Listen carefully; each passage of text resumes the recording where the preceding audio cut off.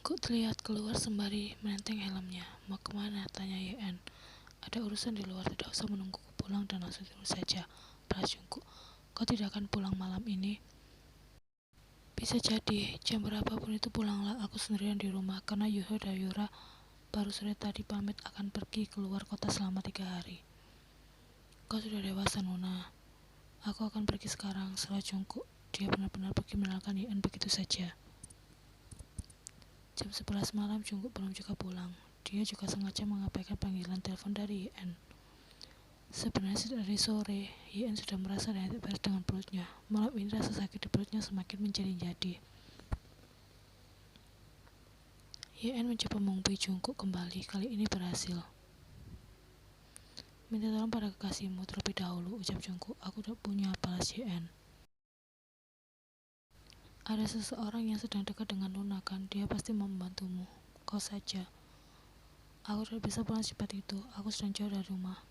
Aku akan menunggu. Pergilah ke klinik terdekat terlebih dahulu, aku akan segera menyusul." "Tidak mau, aku hanya akan pergi denganmu." Sambungan telepon berakhir setelahnya. Yeon pikir Jungkook akan segera tiba, namun hingga waktu menuju pukul 1 dini hari pemuda itu tak juga menampakkan batang hidungnya. Posnya juga sudah tidak aktif. Yeon hanya bisa menahan rasa sakitnya sembari menangis, berharap Jungkook akan segera datang. Pukul 1:30, Yeon bisa mendengar suara motor Jungkook yang memasuki halaman rumah. Yeon masih di sana, terbaring meringkuk di sofa ruang tamu. Sakit perutnya semakin menjadi-jadi. "Nona," panggil Jungkook begitu melewati pintu. Begitu melihat Yeon, Jungkook segera berlari menghampiri. "Kok lama sekali, perutku sakit sekali," tangis Yeon. "Di mana yang sakit?" tanya Jungkook panik. "Semuanya terasa sakit." "Kita pergi ke klinik sekarang, kau masih bisa jalan?" Yeon menggeleng lemah. Jungkook buru-buru mengambil kunci mobil dan menggendong Yeon setelahnya. Yeon masuk ke ruang UGD, sementara Jungkook menunggu di luar dengan resah. Ia menuruti ucapan Yeon untuk tidak memberitahu hal ini pada Yunho dan Yura karena tidak mau membuat orang tua mereka merasa khawatir. 20 menit kemudian, 2 orang perawat mendorong stretcher tempat Yeon berbaring untuk dibawa ke ruang rawat inap. "Nona," panggil Jungkook. Yeon bergeming dengan posisi tidur membelakangi Jungkook dan hampir menutup seluruh tubuhnya dengan selimut. "Kau harus menatap seseorang yang ingin bicara padamu." Pada akhirnya Yeon menyerah. Dia berbalik dan memperlihatkan wajah menangisnya. "Mengapa kau menahan rasa sakitmu hanya untuk menungguku datang?" tanya Jungkook. "Apalagi karena aku percaya padamu, Kuki." Jungkook menghela nafas. "Apa sekarang masih terasa sakit?" Yeon kembali menangis sembari mengangguk. Sakit sekali." "Tunggu sebentar, aku akan panggilkan dokter," ucap Jungkook agak panik. "Perasaanku sangat sakit," kuman Yeon pelan. "Di sini, Kuki." Yeon menyentuh dadanya. Rasanya sakit-sakit dan menyesakkan. "Aku benci saat kamu memelukku, Nona. Aku benci melihatmu dekat dengan para gadis itu, dan aku benci saat secara perlahan kau mulai menjauh dariku." "Woi Nona," tanya Jungkook lirih, "bukankah itu yang kau inginkan?" Yeon kemudian tersentak akan ingatannya sendiri. "Mengapa kau selalu membuatku berada dalam posisi yang salah? Kau memintaku untuk mencari gadis lain dan aku melakukannya, tapi kemudian kau mengatakan jika dirimu tersiksa padahal sebelumnya kau baik-baik saja. Kau menarik ulur perasaanku, membuatku merasa kebingungan dan terlihat seperti seorang pemuda yang kejam karena sudah mengabaikanmu hingga membuatmu sakit. Selain dirimu, apa aku tidak boleh merasa kebahagiaan juga?" tanya Jungkook. Yeon terdiam, nyaris kehabisan kata-kata. "Mianeh karena aku harus mengungkapkan hal ini di sini di saat kondisimu sedang tidak memungkinkan," ucap Jungkook merasa bersalah. "Dokter bilang sakit perutmu dipicu karena stres. Jangan terlalu memikir banyak hal, istirahatlah. Aku akan keluar sebentar." Sepeninggal Jungkook yang menangis terseduh di sana. Tak lama kemudian pintu kamar rawat kembali terbuka. Yeon pikir itu Jungkook, ternyata Taehyung. "Sebuah perahara rumah tangga aku, Man," Taehyung bertejak. "Taehyung, aku bukan bermaksud untuk mengusirmu, tapi pergilah, aku butuh waktu sendiri," ucap Yeon sembungkan. Berkaitan dengan Kim Taehyung, perasaan Yeon tengah kalut dan dia ingin melampiaskan dengan menangis sampai puas hingga pagi menjelang. "Kau tidak biasanya seperti ini," tanya Taehyung melihat Yeon yang semakin menangis. Tanpa diduga pemuda itu bergerak memberikan sebuah pelukan pada Yeon. "Kencana Yeon, keluarkan saja semuanya," ucap Taehyung sembari mengusap lembut punggung Yeon. Di luar kamar inap, Jungkook melihat semuanya dari sebuah kaca kecil yang terpasang di pintu. Dia yang hendak masuk ke dalam urung melakukannya.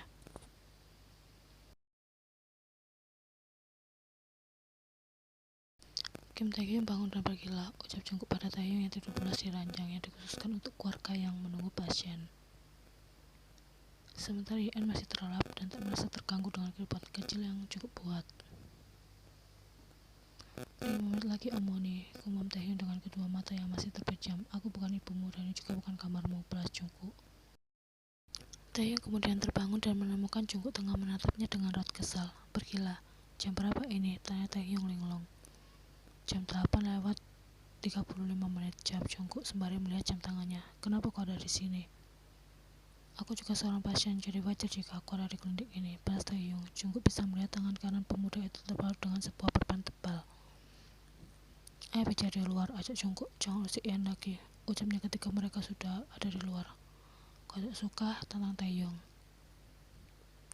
Jika kau hanya ingin mempermainkannya, maka pergilah dari awal, peringat Jungkook. Seseorang yang ingin mendekati Yeon harus melewatiku terlebih dahulu.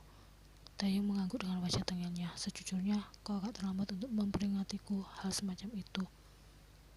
Jungkook menatap Taehyung dengan raut tak mengerti. Mulai hari ini panggil aku dengan sebutan calon kakak ipar Kim Taehyung. Yeon sudah bersikap egois selama ini, merasa cemburu, marah dan kesal saat melihat Jungkook bersama dengan gadis lain. Sementara ia tidak pernah memikirkan perasaan Jungkook saat melihat dirinya dekat dengan Taehyung. Jungkook juga pasti merasakan hal yang sama, hanya saja pemuda itu lebih memilih untuk diam dan menelan semuanya sendiri.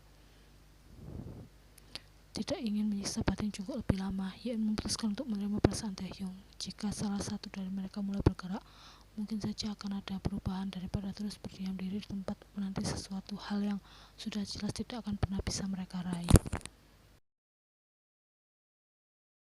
Setelah dirawat di rumah sakit selama 2 hari, akhirnya Yeon bisa kembali pulang. Dia lebih banyak menghabiskan waktu dengan Taehyung, sementara Jungkook memilih untuk mengalah. Jungkook tahu baik dia maupun Yeon saat ini sedang sama-sama berjuang demi memulihkan perasaan masing-masing. Menerima orang baru dan mengurangi intensitas untuk saling bertemu akan menjadi solusi terbaik bagi mereka berdua. 1 bulan setelah Yeon dan Taehyung resmi berpacaran, Jungkook dan Michu ikut menyusul menjadi pasangan.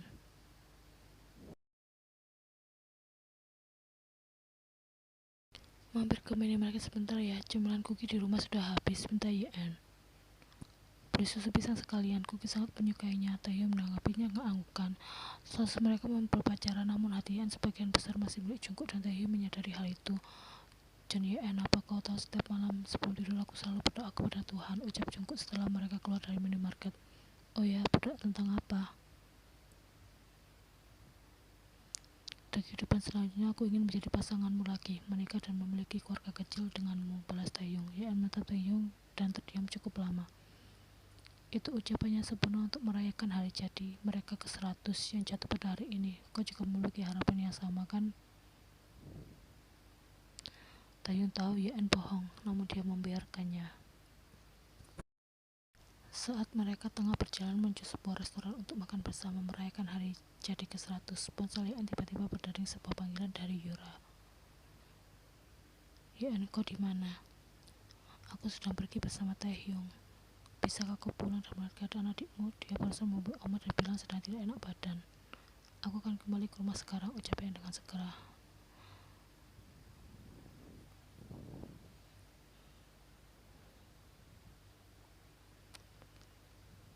Kencana Oma, jangan terlalu khawatir. Sambungan telepon berakhir setelahnya.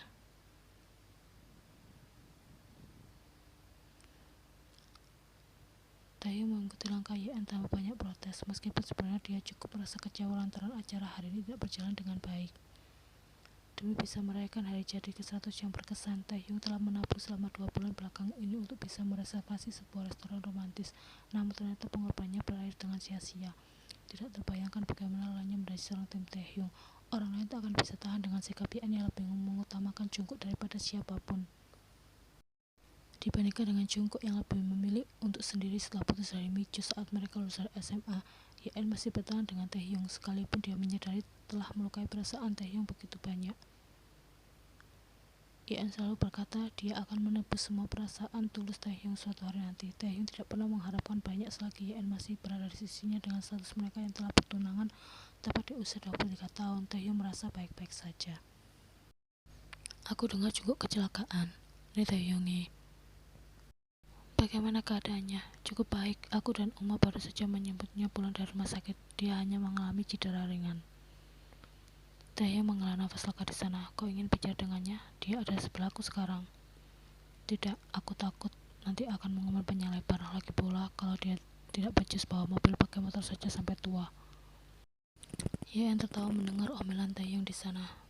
Hyung, orang itu menabrak mobilku dari belakang. Dia mencuri dalam keadaan mabuk, jadi bukan salahku, balas Jungkook. Yang penting kau tidak apa-apa kan? Nih Hyung, sahut Jungkook. Bagaimana dengan besok? Kau jadi berangkat kan? Tanya Taehyung was-was. Tentu jadi. Aku kan sudah mempersiapkannya sejak lama. Mana mungkin dibatalkan? Balas Yen. Tapi Jungkook, kencana setelah Yen. Ia mengerti apa yang Taehyung khawatirkan. Lagi pula aku sudah rindu padamu. Sudah 3 bulan kita tidak bertemu. Yen telah memutuskan untuk melanjutkan pendidikannya serta memutuskan untuk bekerja di Sydney, mengikuti jejak Taehyung lebih dulu menetap di sana sesaat setelah dia lulus dari SMA. Taehyung menuruti saran dari sang ayah setelah melihat kelakuan mantan istrinya pada Taehyung semakin menjadi-jadi. Wanita itu terpaksa dikirim ke rumah sakit jiwa untuk mendapatkan perawatan. Yura masuk setelah mengetuk pintu kamar Yen. Di sana gadis itu sedang sibuk mempersiapkan barang yang akan dia bawa terbang besok. Anak om hebat sekali, baik kau dan juga Jungkook, ucap Yura. Yen tersenyum mendengar ucapan Yura. Kenapa tiba-tiba berbicara seperti itu, Uma? Maaf dan terima kasih. Maaf karena telah melahirkan Jungkook sebagai adikmu, dan terima kasih karena bisa melewati masa sulit itu dengan baik, lanjut Yura. Yen terkejut mendengar kalimat itu keluar dari pipi Yura. Oma tahu? Tanya Yen lirih. Yura menjawab dengan anggukan. Sejak kapan? Sudah sekian lama, balas Yura. Itu Jungkook kan? Anak yang selalu kau ceritakan saat pulang dari latihan taekwondo. Oma bodoh karena tidak segera menyadarinya hingga membuat kalian berdua merasa tersiksa. Oma jangan bicara seperti itu. Lagi pula semuanya sudah berakhir. Aku yakin sebentar lagi Kuki juga pasti akan menemukan kebahagiaan sama sepertiku. Yura mengangguk, kemudian beralih memeluk Yen. Yenuna Taehyung, bulan depan kalian harus pulang kemari. Aku akan bertunangan, ucap Jungkook di sana. Selamat Kuki, ucap Yen dengan tulus. Tapi mengapa kau tidak mengenalkan gadis itu pada kami terlebih dahulu? Tiba-tiba langsung bertunangan saja, protes Yen. Miyane, kami baru mengenal sebentar, kemudian memutuskan untuk melanjutkan hubungan yang lebih serius. Memangnya mau menunggu apa lagi? Kau kan sudah tua, Kuki, ejek Taehyung. Adikku belum tua itu, protes Yen. Dia sedang ada di sini bersama Uma. Sebentar, aku akan kenalkan. Layar ponsel kemudian memperlihatkan seorang gadis cantik calon istri Jungkook di sana.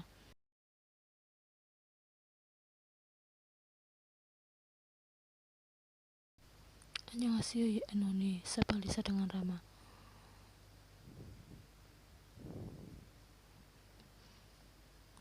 Bocah itu pintar cari pasangan sayang, padahal sudah bertahun-tahun jomblo, ucap Taehyung. Yen mengangguk dengan tawa geli. Mereka saling mengobrol cukup lama hingga akhirnya Jungkook pamit undur diri karena harus mengantarkan Lisa pulang. Antara aku dan Taeho, kau lebih mencintai siapa? Tanya Taehyung. Tentu saja kalian berdua sama rata, balas Yen tanpa perlu berpikir. Bohong, kau terlihat lebih mencintai Taehyung daripada aku yang notabene adalah suamimu. Kau cemburu pada anak kita? Yen balas bertanya dengan heran. Mungkin, kuman Taehyung, di pagi hari saat aku kehilangan dasiku dan Taeho kehilangan kakinya, kau lebih memilih untuk mencari kaki Taeho terlebih dahulu. Saat aku ingin makan toast, namun Taeho meminta nasi goreng, kau akan masak nasi goreng. Saat malam hari, waktu yang indah untuk dihabiskan berdua setelah kegiatan melelahkan seharian ini, aku ingin tidur dengan memeluk istriku, namun Taeho bilang dia ingin tidur bersama ibunya. Tanpa pikir panjang, kau segera pergi ke kamar Taeho dan tidur di sana. Saat Taehyung terserang demam di sekolah, kau langsung panik dan pergi untuk membawanya ke rumah sakit. Sementara jika itu aku, kau hanya mengatakan jangan lupa minum obat. Cuaca memang sedang tidak menentu. Yen tertawa lepas mendengar curhatan sang suami. Astaga kau ini Taehyung, anak kita Taehyungi. Aku tahu itu sebabnya aku sudah memikirkannya. Memikirkan apa? Kalau di kehidupan selanjutnya, aku ingin menjadi anakmu saja. Anak laki-laki pertama bersama dengan Jungkook, ucap Taehyung yang membuat Yen terdiam. Sampai detik ini, Yan masih mempercayai jika sosok suaminya bukanlah manusia biasa, melainkan perwujudan nyata dari malaikat tanpa sayap.